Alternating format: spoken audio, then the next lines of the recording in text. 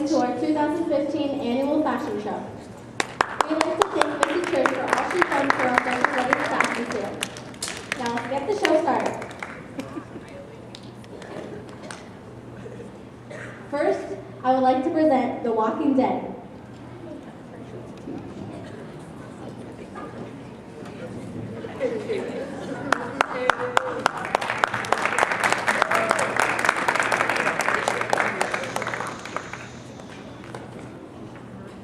Now, may I present Bess. Bess was the god of childbirth, humor, song, and dance.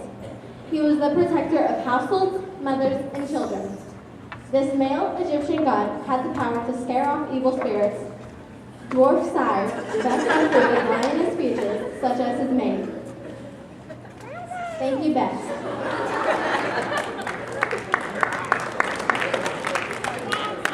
Here is the poor old merchant. He has a mud brick house along the Nile. He bathes in the river. He is well known for selling king's vegetables. He lives off grains, chicken eggs, and bread. The merchant works in the large village market. And this is the merchant, everybody.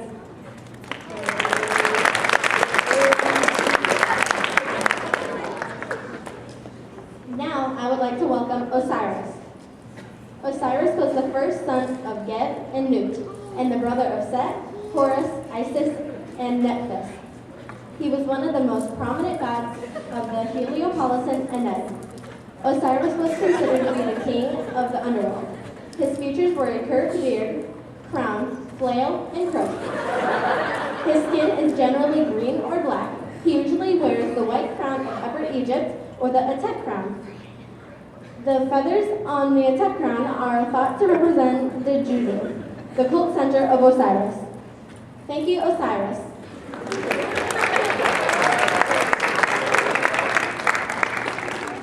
Next up is Anubis. Anubis is the god of the dead and embalming. He was resembled as a jackal-headed man. Most Egyptians believed Anubis watched over the dead, since most jackals were found in cemeteries. Anubis was one who helped embalm Osiris after his brother Seth killed him. Anubis watched over people that were getting mummified after they died. Often, priests wore a mask of Anubis during mummification ceremonies. Thank you, Anubis.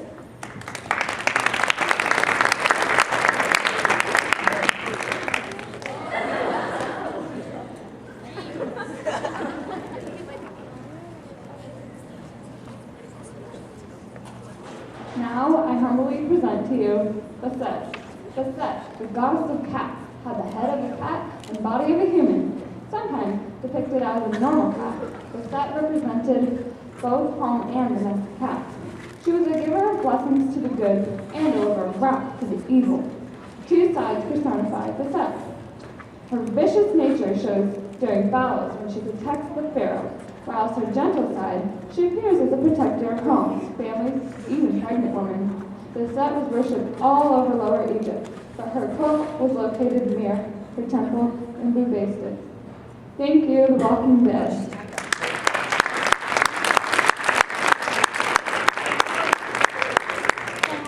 Now presenting the protectors of Egypt.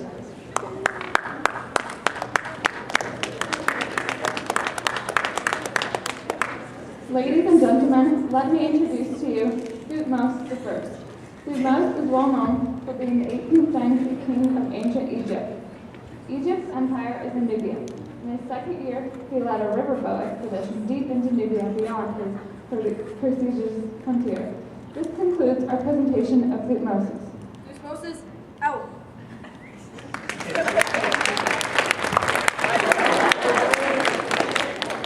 Here comes a farmer. Most villagers were farmers. They grew and harvested crops such as wheat, barley, figs, melons, and flax along the rich black soil along the Nile. They would honor the pharaoh god Horus during the annual flood season by building pyramids, statues, and temples. Now it's time for you to get back to work.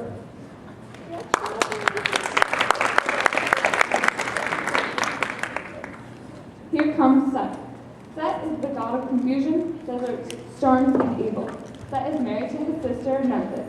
Later on, Set killed his brother in order to become pharaoh, but he was later overthrown by Horus. the god of war.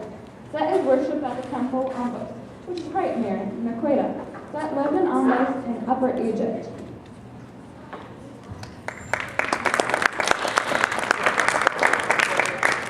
Coming up on the runway is Hathor, or otherwise called the Great One of many names. Hathor is the sky goddess of love, joy, and fertility. She is also known as a protective goddess.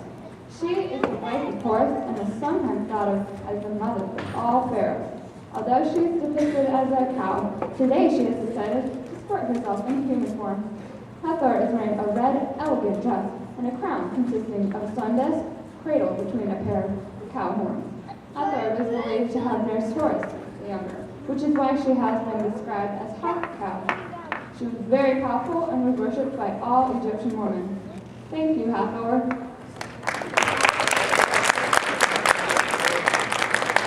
Up next is Anubis. Anubis was the original god of the underworld. He was the guide to the deceased. Anubis was the guardian of the scale of justice, where the decrees were judged. Will you be found worthy to wear his stylish fashions? The head of Anubis is shown as a jackal, his fur black as night. This is a symbol of the Nile's fertile soil and a link to rebirth in the afterlife. His brilliant blue Weasel is dancing with precious gemstones and golden thread. His staff, made of bronze, covered in black and white stripes. The mighty Ankh on top of the staff represents eternal life. Anubis' golden skirt is made to dazzle and pairs up perfectly with his gemstone sandals. You'd be the envy of all your friends in this outfit, made for a god.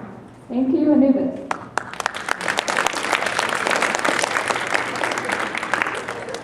Moses was born a Hebrew slave in Egypt. The Pharaoh ordered all newborn Hebrew males to be drowned in the Nile so that no one could grow and fight against him. His mother hid him in a basket and slid him into the Nile. Moses was rescued from the river by the Pharaoh's daughter, who raised him as her own son. He became the younger brother of Ramses II and grew up in the palace, but then discovered he was Hebrew. He then freed the Hebrews from brutality and slavery they were experiencing under the Pharaoh of Egypt. He was also chosen by God to receive the Ten Commandments. Thank you, Moses.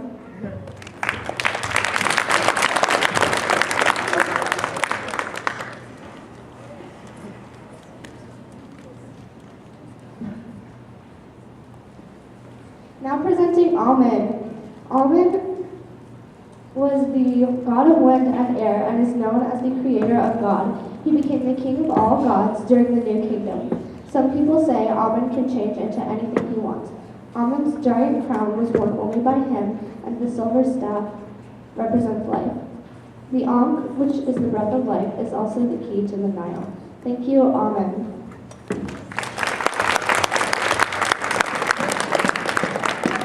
Thank you, the protectors of Egypt.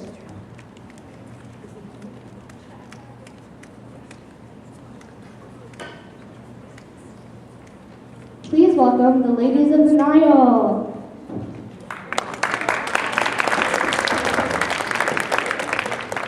And now Bernice IV. Bernice became pharaoh after she ruled with her mother Cleopatra VI. She ruled by herself for 3 straight years. At the time of Cleopatra XII. Before she became ruler, she accepted to marry. The first choice was Sklios Hebosketes, but they were in great disagreement. So she married the second choice, Archelaus, and died recently after she got married. Thank you, Bernice IV.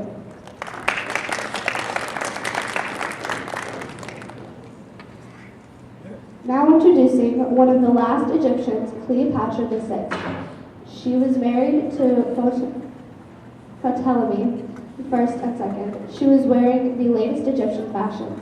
Notice her belt and necklace. She is wearing blue and gold as a symbol of royalty. Give it up for Cleopatra.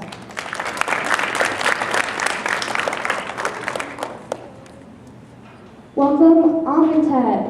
Amentet was the daughter of Horus and Hathor. She was the Egyptian goddess and friend of the dead.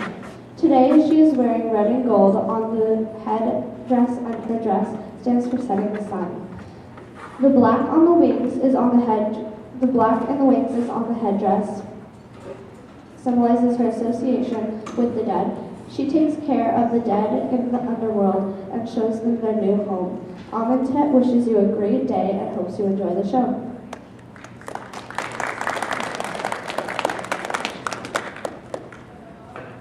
Now we have Mot. This is Mot, the goddess of truth and justice. She determines whether a person can go on into the afterlife or not. She is wearing a blue feather, which helps her judge who will go to the afterlife. She is also wearing gold, red, and blue necklace. She is supporting her colorful wings.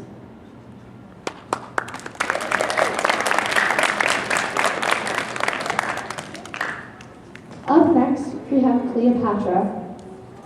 She is wearing a classic cream-colored tunic with a gold and royal blue belt and a gold shawl and headdress. She was the last pharaoh to rule.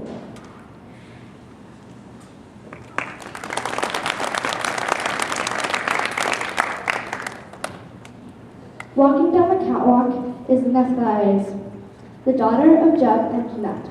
She is a goddess of death and mourning. Osiris, and Isis are her siblings, and Set is her husband and brother. It is said that Nephthys protects women in childbirth.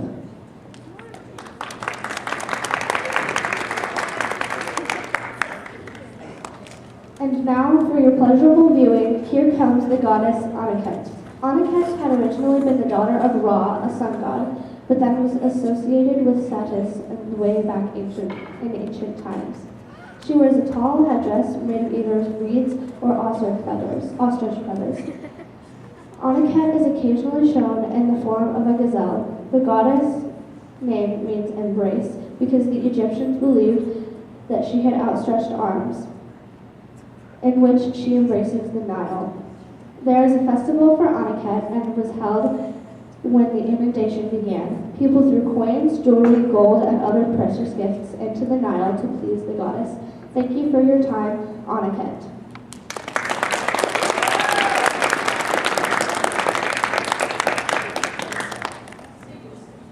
Please welcome to the stage Queen Hatshepsut.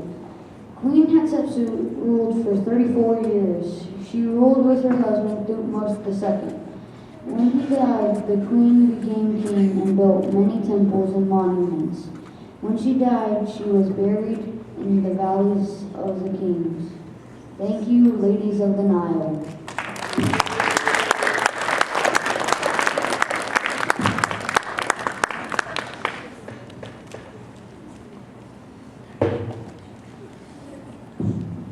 Now please welcome the Golden Goddesses.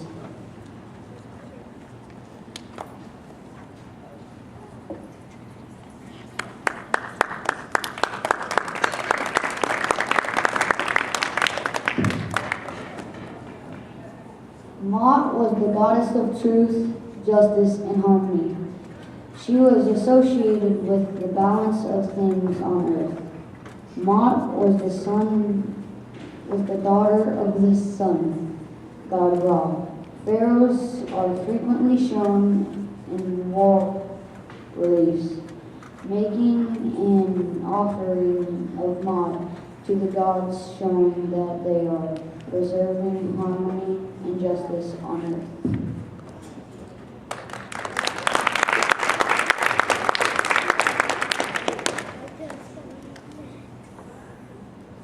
Now may I welcome Soshat.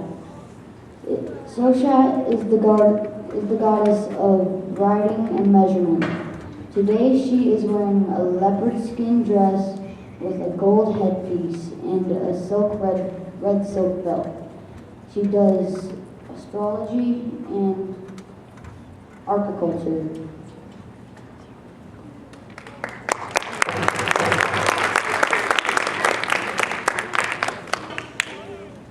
Here comes your amazing and beautiful goddess Mot. She was the daughter of Ra, the sun god. Her husband was Thoth, god of the moon. With each other, they were known to have charted the sun's path. Because of this, Mot was named the Eye of Ra. Her long white ostrich feather symbolizes the concepts of truth, balance, and order. She can also be seen with outstretched wings. Mott was known as the concept of truth, balance, order, law, morality, and justice.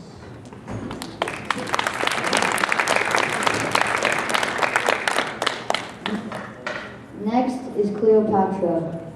After much pleading, we finally are graced by the presence of Queen Cleopatra. She was born in 70 BC. In the year 51 BC, she married her brother Ptolemy in order to take control of Egypt and become a queen.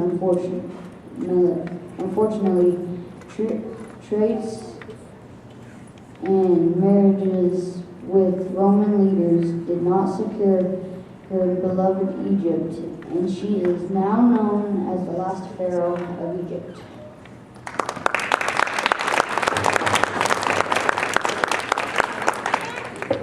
Now we have the goddess Nut.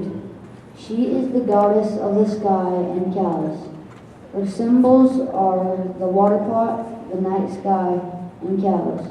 She is the daughter of Shu and Tefnut, and her children are Osiris, Isis, Set,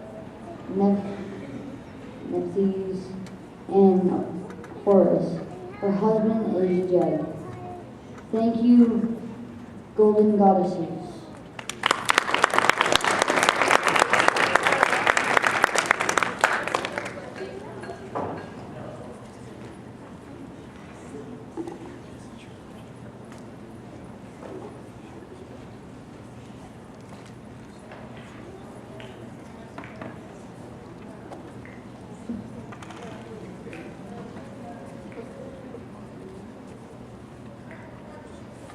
Circuit is the goddess of fertility, nature, animals, medicine, and healing from venomous snakes and bites from scorpions.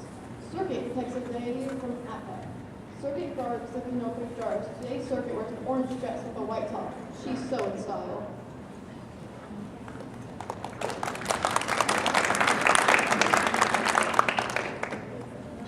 Here comes King Tut now. We became king at the age of 11. He was born in Circa in 1341 BC. Believed in worshiping the sun gods, no other gods. So he was known as the heroic king. Most people back then lived in only gods back then. So this religious dispute sent ancient Egypt into chaos. He reigned as king for 17 years, died in his 20s. King Tut's royal mummy was preserved for 3,000 years. Today, scientists use his body for medical uses.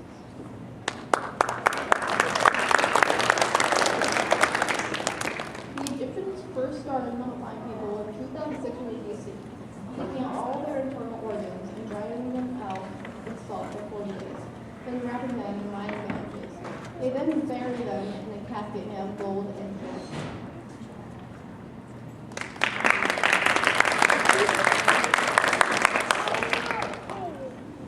This is Cleopatra, who ruled Egypt from 69 to 30 BC, born in Alexandria, the capital city.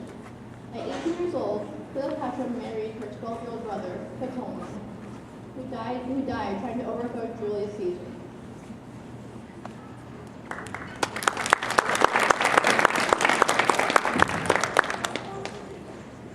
Cleopatra's family ruled Egypt for over 100 years, before she was born around 69 BC. The last ruler of the Macedonian dynasty, Cleopatra.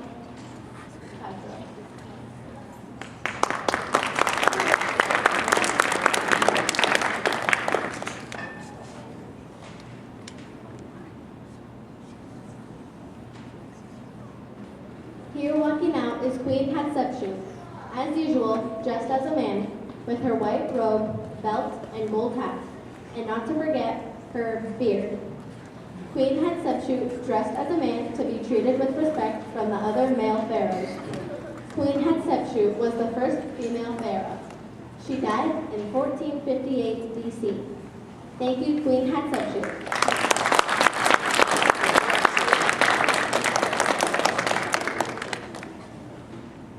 Now let's bring out all our Egyptians.